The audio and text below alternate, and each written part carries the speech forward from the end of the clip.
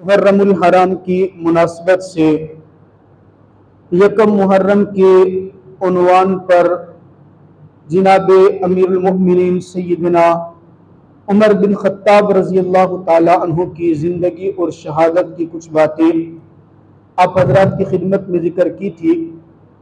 आज गालिबन 5 मुहर्रमुल हराम है। अगला जुमा आने से पहले पहले इंशाअल्लाह ताला मेरा अल्लाह मुझे और आपको योम आशूरा देखने की सआदत अता फरमाए। अगर जिंदा रहे तो इंशाअल्लाह 10 मुहर्रमुल हराम जरूर देखेंगे, चले गए तो फिर वाह क्या कहते हैं वो फारसी सराकी में, या मुकद्दर या नसीब, जो भी मुकद्दर होगा जो भी नसीब होगा। बहरहाल योम आशूरा तो आएगा, 10 मुहर्रम तो आएगा। बुध वाले दिन गालिबन 10 मुहर्रम बन रहे। 10 मुहर्रमुल हराम की बहुत सारी हैसियतें, कुछ तारीखी हैसियतें, कुछ का ताल्लुक अकीदत के साथ है और कुछ चीज़ों का ताल्लुक अकीदत से हटकर वो मजहब को साथ जोड़कर रस्म और रिवाज के एतबार से बनाया गया है। काफ़ी सारी चीज़ें हैं 10 मुहर्रमुल हराम के हवाले से समझने की, समझाने की। वक़्त मुख्तसर होता है हमारे पास, इतना नहीं होता कि जिसके अंदर आपको सारी बातें समझाई जा सके। बहरहाल ये एक तवील मौजू है, 10 मुहर्रमुल हराम को समझना इंतहाई ज़रूरी है। आम तौर पर हमारे मुआशरे के अंदर ये समझा जाता है कि 10 मुहर्रमुल हराम बस एक ही बात है कि चूँकि इसमें हज़रत इमाम हुसैन रज़ी अल्लाह ताला अन्हु की शहादत हुई है, तो इसलिए बहुत सारा तबका, बहुत सारे लोग ईमान का नारा लगा के इस दिन को गम हुसैन के नाम से मानते हैं। बहरहाल उनकी अपनी एक तरतीब है, बहरहाल वो भी एक ईमान को दिखाते हैं, गम हुसैन मनाते हैं। बहरहाल मनाने का तरीका वो जायज़ है या नहीं है वो एक अलग मौजू है, उसके ऊपर तफसील दरकार है। इतनी बात आप ज़हन नशीन फरमाइए कि मुहर्रमुल हराम का जो बाकायदा महीना है, ये इस्लामी साल का पहला महीना है। इस महीने की 2 हैसियतें तो जरूर आपको तारीख में मिलेंगी। आप कोई भी काम देख ले, मेरे अल्लाह ने किसी को दीन के अंदर मकाम दिया है, अजमत दी है, शोहरत दी है, तरक्की दी है, तारीख उठा के देखे वो मेरे अल्लाह ने मुहर्रमुल हराम के महीने में दी। ये अलग बात है, किसी को 2 को मिली, किसी को 5 को मिली, किसी को 10 को मिली, मुहर्रमुल हराम का महीना जरूर हुआ है। इसी तरह मेरे अल्लाह ने अगर किसी को पकड़ की है ना, किसी की पकड़ की है, किसी पे अजाब नाजिल की है, किसी के ऊपर सख्ती की है, अक्सरियत की तादाद आपको मुहर्रमुल हराम का महीने नजर आएगी। आप इसको यूं कह सकती हैं कि ईमान वालों के लिए ये महीना बड़ी अजमतों वाला महीना है, और जब बेईमान लोग हैं ना, उनके लिए ये महीना मेरे रब की तरफ से खास किस्म की पकड़ का महीना है। मैं तफसील में नहीं जाना चाहता, आपको थोड़ा सा समझा देता हूँ। आप हज़रत आदम अलैहिस्सलाम से ले लेना, जरा तरतीब को ले लें। आदम अलैहिस्सलाम का खमीर जब गूंदा गया, मुहर्रम ही का महीना है। आदम अलैहिस्सलाम के पुतले को बना के मेरे रब ने उसके अंदर जब रूह फूंकी, महीना मुहर्रमुल हराम का था। जब आदम अलैहिस्सलाम को मस्जिद मलाइक बनाया, मलाइका को कहा कि अब सजदा कर ले, महीना मुहर्रमुल हराम ही का था। आदम अलैहिस्सलाम से खता हुई, मेरे अल्लाह ने उनको जन्नत से जब निकाला है, महीना मुहर्रमुल हराम ही का था। आदम अलैहिस्सलाम की जब तौबा कबूल हुई है, तब भी महीना मुहर्रमुल हराम ही का था। आदम अलैहिस्सलाम के बाद आप नूह को ले लें, जनाब नूह अलैहिस्सलाम की कौम के ऊपर तूफान आया था। 6 महीने कश्ती पानी के अंदर रही थी। 6 महीने के बाद जब वो तूफान खत्म हुआ था ना, नूह अलैहिस्सलाम को कश्ती से नीचे उतारा था, तब भी महीना मुहर्रमुल हराम ही का था। मछली के पेट के अंदर यूनुस गए थे, महीना मुहर्रमुल हराम ही का था। ये जितने भी आपको वाकयात मिले, मूसा अलैहिस्सलाम की कौम को मेरे अल्लाह ने फिरौन के कहर से अजाब दिया, निजात दी थी, महीना यही मुहर्रम। ये बड़ा एक अजमतों वाला महीना है। इसको मनहूस समझना और मनहूस समझ के इसके अंदर काले लिबास पहनना और मनहूस समझ के इसके अंदर अपने घर वालों से दूर रहना और मनहूस समझ के इसके अंदर अपने चेहरे के ऊपर 12 बजा के रखना, इसकी शरीयत के अंदर कोई भी असल नहीं है। ये अजमतों वाला महीना है। बाकी एक और बात ज़हन नशीन फरमा ले, अल्लाह मेरा आपको और मुझे कुरान पाक का तर्जुमा और तफसीर समझने की तौफीक अता फरमाए। आप 16वां पारा पढ़ेंगे ना, कुरान पाक में मेरे अल्लाह ने बहुत सारे वाकयात मेरे और आपकी रहनुमाई के लिए जिक्र किए हैं। एक खास वाकया जो मेरे अल्लाह ने हजरत मूसा और हजरत खिजर अलैहिस्सलाम का जिक्र किया। तवज्जो करना, ये मेरी आज की गुफ्तगू को खतीबाना पस मंजर में नहीं है। आप सिर्फ समझ लें कि 10 मुहर्रमुल हराम को मेरे अल्लाह ने ये सादत कैसे बख्शी थी कि उसके अंदर जनाब इमाम हुसैन रजी अल्लाह तआला अन्हु की भी शहादत हुई है।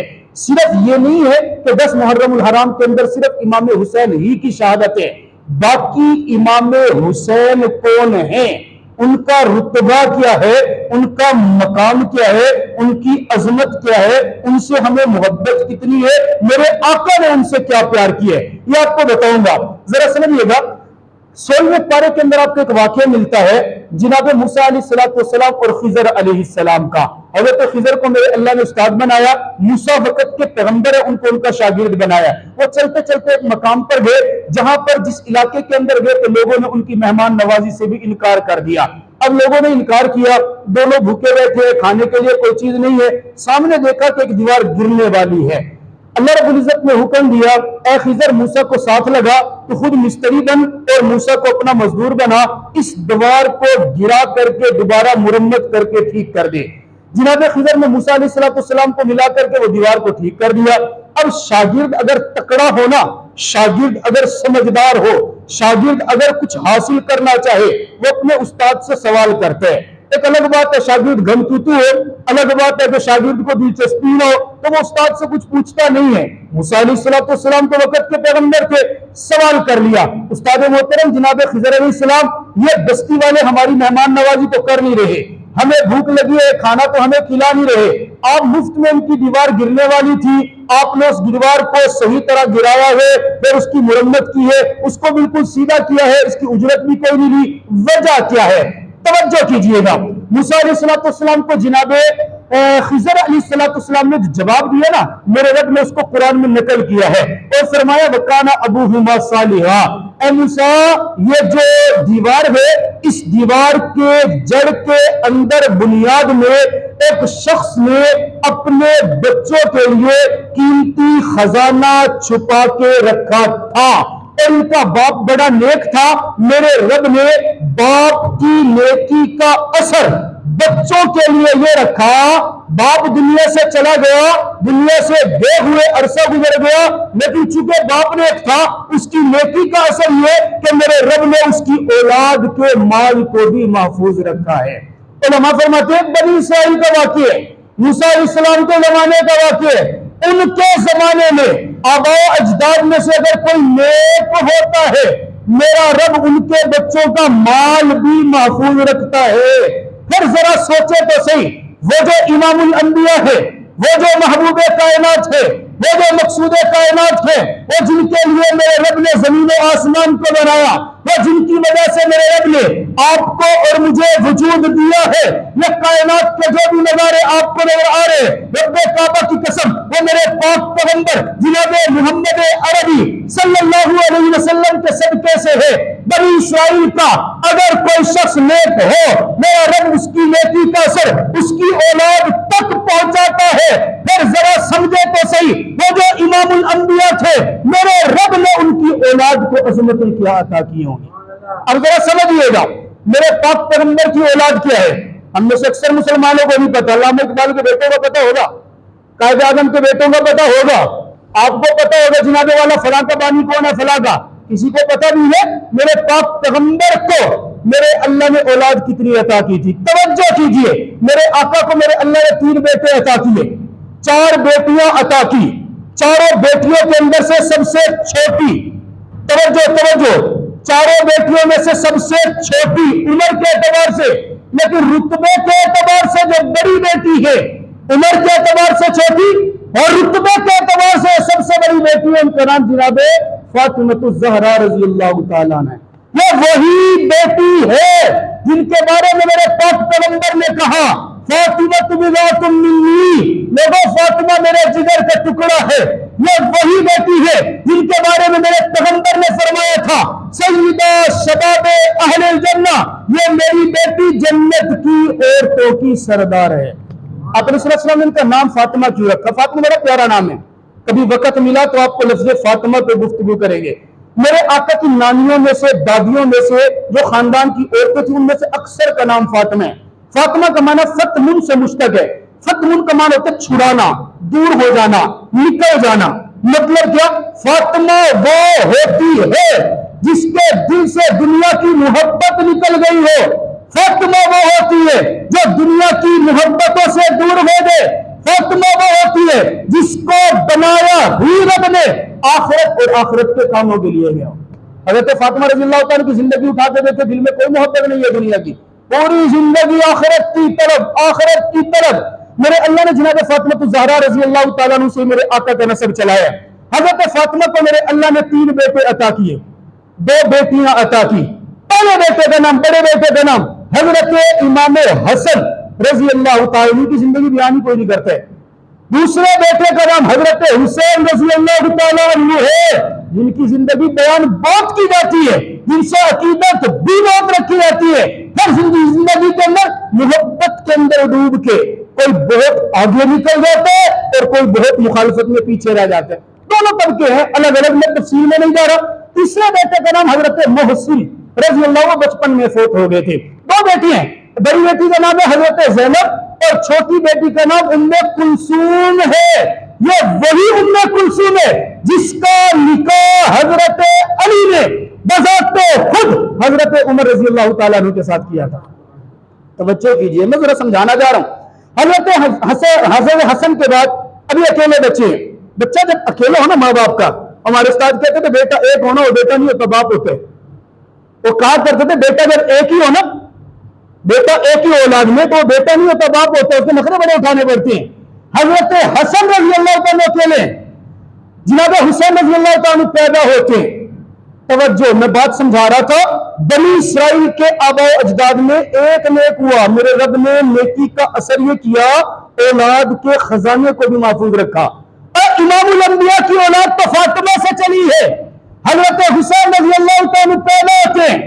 अब तवज्जो कर रहे, मेरे आका को बताया गया, आका आपका एक नवासा पैदा हुआ है मेरे आका के हुजरे के करीब, जनाब फातिमा ज़हरा रज़ियल्लाहु ताला अन्हा का हुजरा है। अल्लाह मुझे और आपको मंजर देखना नसीब फरमाए, अल्लाह मुझे और आपको मुकद्दस घराने की जगह देखना नसीब फरमाए। मेरे आका अपने हुजरे से उठते हैं और सीधे फातिमा ज़हरा के दरवाजे पे आका की गोद के अंदर हजरत हुसैन आए। अब जरा समझिएगा, पहला दिन, पहली महफिल, पहला जनाब हुसैन कौन है, उनकी शान और मकाम देखे। हजरत अबू महजूरा रज़ियल्लाहु ताला के बारे में आता है हदीस मुबारक में, गली के अंदर खेल रहे थे, अभी काफिर तो मुसलमान नहीं हुए थे। मेरे आका ने सर के ऊपर हाथ रखा था, अजान की नकल उतार रहे थे। मेरे आका ने अजान की नकल उतारते हुए देखते हुए सर के ऊपर हाथ रखा और कहा बेटा अजान की नकल नहीं उतारा करते। उन्होंने जिन बालों पर मेरे आका के हाथ आ गए थे ना, सारी जिंदगी उन बालों को कैंची नहीं लगवाई थी। सिर्फ उन बालों पर के ये वो अजमत वाले बाल हैं कि जिनके ऊपर मेरे पैगंबर के हाथ लगे। मैंने पिछले जुमा जिक्र किया, वो भी जगह थी कि मेरे आका ने जब एक तौलिए को हाथ लगे, हजरत अनस फरमाते हैं सारी जिंदगी किसी आग में जुर्रत नहीं थी कि उस तौलिए को जला सके। मैंने वो वाकया भी जिक्र किया था पिछले दिन में। हजरत फातिमा रज़ियल्लाहु ताला रोटियां बना रही थी, मेरे आका ने रोटी लगा के तंदूर में लगाई, सारी रोटियां बन गई। फातिमा इंतजार में, बेटा क्यों इंतजार में हो? अब्बा जान एक रोटी को और जलाती नहीं है, पकाती नहीं है, बिल्कुल ताजा खड़ी है। मुस्कुरा के फरमाते फातिमा ये वो रोटी है जिसके ऊपर तेरे प्यारे अब्बा के हाथ लगेंगे। क़यामत तो आ सकती है लेकिन लाल इस रोटी को जला नहीं सकती। एक तो ये फजीलत अपनी जगह पे। पहला दिन है, हजरत इमाम हुसैन रज़ियल्लाहु ताला को उठा के लाया जाते हैं। अब देखिए, मेरा बेटा पैदा हो, मेरे बेटे को अगर गुट्टी मेरा उस्ताद दे देना, मैं सैकड़ों को बताऊंगा मेरे उस्ताद ने गुट्टी दी है। मेरे बेटे के कान के अंदर अजान अगर मेरा उस्ताद या मेरा वक्त का बुजुर्ग आके को दे देना, तो मैं सैकड़ों को बताऊंगा ये वो बच्चा है जिसके कान में अजान वो दी थी। पूरी तारीख में आपको एक ही वाकया मिलेगा। मेरे आका की गोद के अंदर आए, बच्चे हैं, हजरत इमाम हुसैन है, मेरे आका अपनी गुट्टी पेश कर रहे हैं। गुट्टी पेश करने का अंदाज क्या था? मेरे आका ने गोद में लिया और गोद में लिया तो हजरत इमाम हुसैन ने अपने लब मुबारक खोल दिए। मेरे आका ने अपनी जुबान मुबारक जनाब इमाम हुसैन के मुंह के अंदर लटकाई और कुर्बान जाओ खुदा की कसम हुसैन तेरी सादत पर तेरा नवासा होना अलग फजीलत है। तू शेर खुदा का बेटा है, अलग फजीलत है। तू फातिमा का लगता जिगर है, अलग फजीलत है। दुनिया के अंदर सबसे पहले अगर तूने कोई चीज चूसी, तेरा मुझ पैगंबर का लुआब मुबारक गया है। एक गिट्टी दी है। अब जरा सोचे, बनी इस्राइल का बुजुर्ग नेक है तो अल्लाह उसकी औलाद का माल भी जाया नहीं होने दे रहा। और जिस पैगंबर के जिस बच्चे के पेट में मेरे पैगंबर का लुआब गया है, क्या मेरा रब उसे जाया कर देगा? तवज्जो कीजिए, पैसे जरूर दें, मस्जिद को घर लेने चाहिए। अल्लाह करे हमारी मस्जिद में कोई ऐसा नेक भी निकला है जो सोलर प्लेटें लगवा दे। सारे घरों में लगवाई जा रही हैं। काश कोई ऐसा बंदा निकल है कि ये एसी बंद पड़े 2 साल से, कोई कहे प्लेटें सस्ती हैं, कोई प्लेट लेके सोलर सिस्टम बनवा दे। अल्लाह करे ऐसा हो तो ख्वाहिश है दिल की। ऐसे चंदा नहीं मांग रहे, शायद आप नाराज हो गए, मांगना भी हक है मेरा। बात सुन रहे हैं, तवज्जो कर रहे हैं? वो देखो साथी नाराज हो रहा है। मुफ्ती साहब बयान ठीक अच्छा करें, चंदे की गल है, ये सारे बयान जरूर फीट गई है। ये बनिया दे तवज्जो तवज्जो तवज्जो तवज्जो। जनाब इमाम हुसैन रज़ी अल्लाह तआला के मुंह मुबारक में अपनी जुबान डाली। हजरत इमाम हुसैन ने जुबान को चूसा। सबसे पहली चीज जो पेट के अंदर गई मेरे पैगंबर का लुआब गया। फिर मेरे आका ने कान मुबारक करीब किया। और मेरा आका तो इमाम है ना, मेरे आका तो मुसल्ले पर खड़े होने वाले हैं। आपको तारीख में नहीं मिलेगा कि मेरे आका ने कभी मस्जिद के अंदर अज़ान दी हो। आपको तारीख में नहीं मिलेगा कि कभी मेरे पैगंबर ने नमाज के लिए अज़ान दी। हाँ मिलेगा, हजरत इमाम हुसैन के कान है और अज़ान देने वाले मेरे और आपके प्यारे पैगंबर है। और हुसैन तेरे मुकद्दर पे क्यों न कुर्बान जाऊं, तेरे पेट के अंदर जो सबसे पहले गया वो भी मेरे पैगंबर का लुआब है। तेरे कान के अंदर जो सबसे पहले आवाज गई है वो भी तेरे और मेरे पाक पैगंबर की आवाज गई है। और फिर देखे ना आवाज का असर क्या हुआ है। और मेरे रब ने जनाब इमाम हुसैन को इन दोनों चीजों की अजमत क्या अता की। आप यकीन करें 50 साल के लगभग कोई उम्र पड़ी है जनाब इमाम हुसैन रज़ी अल्लाह तआला ने। वो अलग मामला जिंदगी में हर कितने किए, वो अलग मामला सखी कितने थे। मेरे पैगंबर के लुआब के असरात क्या क्या जाहिर हुए। आप खुदा की कसम प्रोग्राम रखें, वक्त ले, मैं आपको सिर्फ इस जुमले पे बात करूंगा। मेरे पैगंबर के लुआब जाने का असर इमाम हुसैन रज़ी अल्लाह तआला की जिंदगी में क्या हुआ, अलग बात है। मेरे पैगंबर की मोहब्बत को देखना, ये इमाम हुसैन वही है कि जिनको मेरे आका अपनी जुबान चुसाते हैं। ये वही इमाम हुसैन है जिनको मेरे आका अपने कंधे पे सवारी कराते हैं। ये वही इमाम हुसैन है जिनको मेरे आका अपने हाथ से बकरी का दूध निकाल करके दूध पिलाया करते थे। वही इमाम हुसैन है। मेरे पैगंबर मिंबर पर तशरीफ फरमाए, सामने देखा तो इमाम हुसैन नंगे पैर है, तपती जमीन के ऊपर जब जले हुए। रब्बे काबा की कसम, मेरा पैगंबर मिंबर छोड़कर उतर के गया है और जाकर के अपने बेटे को उठा करके सीने से लगाकर कहा, लोगों मैं हर चीज का दुख बर्दाश्त कर लूंगा लेकिन अपने इस बेटे का दुख बर्दाश्त नहीं कर सकता। इतना अजमत वाला बच्चा हो, इतना अजमत वाला बच्चा हो, मेरा रब क्या उसको दुनिया से बगैर अजमत के बुला लेता? तवज्जो तो करो यार, मेरे जुमले को समझो। क्या मेरा रब उसको इतने अजमत वाले बच्चे को दुनिया, वो एक अलग मामला है। इमाम हुसैन रज़ी अल्लाह तआला पे जुल्म हुआ, पक्का हुआ। इमाम हुसैन रज़ी अल्लाह तआला के साथ बेवफाई हुई, पक्की हुई। इमाम हुसैन रज़ी अल्लाह तआला को शहीद किया गया, पक्की बात है। लेकिन खुदा की कसम शहादत कोई आम चीज नहीं है।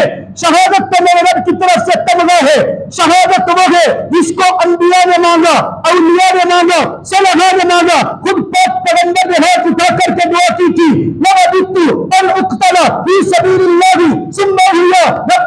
मुझे अगर किसी चीज की तलब है तो वो ये कि तेरे रास्ते के अंदर शहीद किया जाए। कहा था ना कि जब जन्नत के अंदर जन्नती पहुंचेंगे, रब सवाल करेगा है किसी चीज की हालत, जन्नती कहेगा कुछ नहीं चाहिए, रब कहेगा पानी चाहिए, नहीं चाहिए, अल्लाह पूछेगा कुछ तो चाहिए, कहा नहीं, सिर्फ एक शख्स होगा, शहीद कहेगा रब्बा मुझे चाहिए, क्या चाहिए? अल्लाह दोबारा दुनिया के अंदर भेज, जिस्म दुनिया वाला दे, रूह दुनिया वाली दे, मैं तेरे नाम के ऊपर दोबारा एक बार और कट के आना चाहता हूं। वो शहादत मेरे रब ने इमाम हुसैन को 10 मुहर्रमुल हराम को अता की। ये अजमत है उनकी। बाकी शहीद होने के मराहिल क्या थे, 20 बज गई, इससे आगे मैं नहीं चल सकता हूं। जिंदगी रही इंशाअल्लाह फिर बात करेंगे।